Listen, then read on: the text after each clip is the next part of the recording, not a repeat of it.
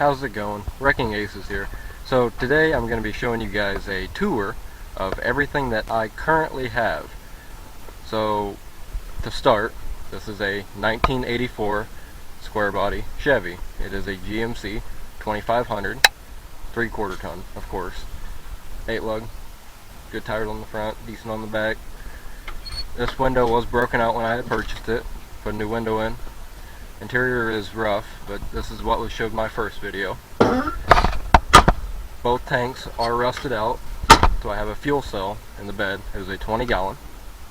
There is no real major damage to the truck other than that damage on the bed where you can see it goes back into the cab, which is not a bad fix. But if you come around up to the front, you can see a little badge right there. It was originally a 6.2 diesel.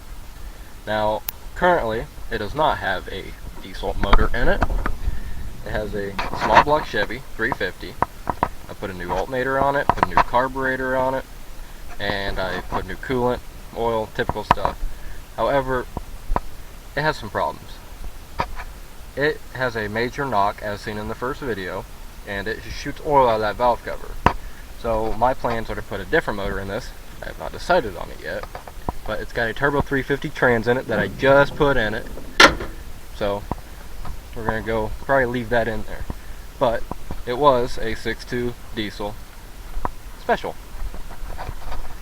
Come around to the back and you can see that it is in pretty decent shape. I will most likely end up restoring this as my first major project of the channel. Till we come down towards my rest of my vehicles, I have my 2000 Pontiac Grand Am, which is what I drive every day. It's just a beater. But out here in the Midwest, you don't get a whole lot of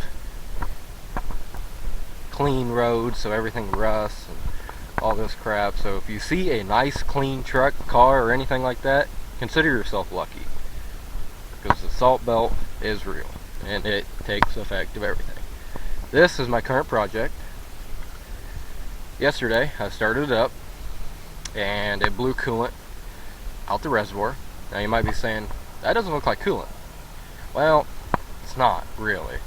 It is a oil coolant mixture, and I believe it is caused from a failed oil cooler, which is this bad boy. But I could not tell you if it was actually damaged or not until I get my new one, put new coolant in it, start it up, and go from there. Now I'm a cheap man, so I go with knockoffs. So I have Hart, my new 14 millimeters for the stupid insert for the oil filter, or the oil cooler. Quite hard to get out. May take some time. But I just picked this up a couple days ago, right before we got the snow, and it is a V10 6.8 liter F250 with a 5-speed manual, not the 6-speed. It's 2-wheel drive utility bed. I plan on using this to haul my equipment. Well, equipment and other vehicles, but it's a good start. Now I have 2 other vehicles that are not here and that I cannot show in the video today, as they are at a different location, and one is a 2001 Duramax LV7, and it currently has a motor out, and it is currently rebuilt, ready to go in once it warms up, and we had a recent windstorm that took the hood off of it, so I'm waiting to get a hood for it before I put the new motor in it. Now this here is a 1997 Mercury Cougar XJR7. Super cool car, 30th anniversary edition, super cool. Picked this up about 3-4 months ago. And license plate, whatever, don't care. Super cool car.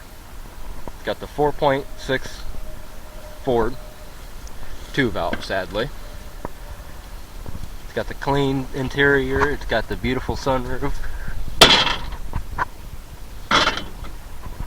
automatic transmission, AC work, everything works on it great. But there is one main issue, and I only buy vehicles that have problems, so I'll pull out the dipstick for you real quick and you can see what the main issue is. That is the main problem. It is a milkshake. So unfortunately this does have either a cracked head or a bad block, so I have, or a bad head gasket. But I have not quite figured it out yet. I needed a relay control module, so I put one in it. So this is going to be one of my later projects. If I find the motor, I'll put it in there. If not, cool. Now, I'm planning on buying this truck. It is currently not mine yet, but I do plan on buying it. It is not horrible, but it is fairly rusty. But it is something I have my eye on. Now, if we take a little stroll, as you can see, the old A-Team van had a little accident. When I bought this van, it was good. Everything was good on it. Well, not everything. The front differential exploded. It's an all-wheel drive platform on a Chevrolet Express 5.3 4L80E transmission. All-wheel drive. No choice of transfer case. Rear end I have back over there. I'll show you in a minute. But when I bought it, it was rusty, door panels and everything. I had hit a tree right over there. When I have a video for it, and I will make it at some point. But it has a solar panel, and the first guy was living out of it, and the front differential went out of it. So I bought it off him, brought it home. I bought it for the motor. So I might end up rebuilding this 5.3 and putting it in my square body, but I don't know yet. But, I mean, it is the A-Team van, and I thought it was kind of funny. I just had to buy it. It was kind of an impact. This is the rear end. Yes, this guy was driving on half a rotor. I don't know how he did it. Don't want to know. But I do have a nice rear end and a decent drive shaft. Then we'll take a little stroll. As you can see over there, we got two Camaros and a 67 Mustang that was in a front end collision. Only has 12,000 original miles. And I'm trying to buy it. No luck yet, but it could come very soon. I take a little stroll down here, and I can give you the last two cars that I currently have. I've had probably 32 cars at this point in my life, and with the YouTube career that I'm trying to start, I would like to have fun, show other people that I'm having fun, and make them laugh, smile, just have a good time and watch videos with me. Because I do rather stupid stuff. I think it's quite entertaining, but I also do have a decent mechanical knowledge, and I'd like to show people on how to fix stuff. This was my father's car. It is a I don't know the exact year. I want to say it's an 89 Buick Grand Sport. It's a Regal Grand Sport, had the sunroof and everything. It is shot. Like, it is shot.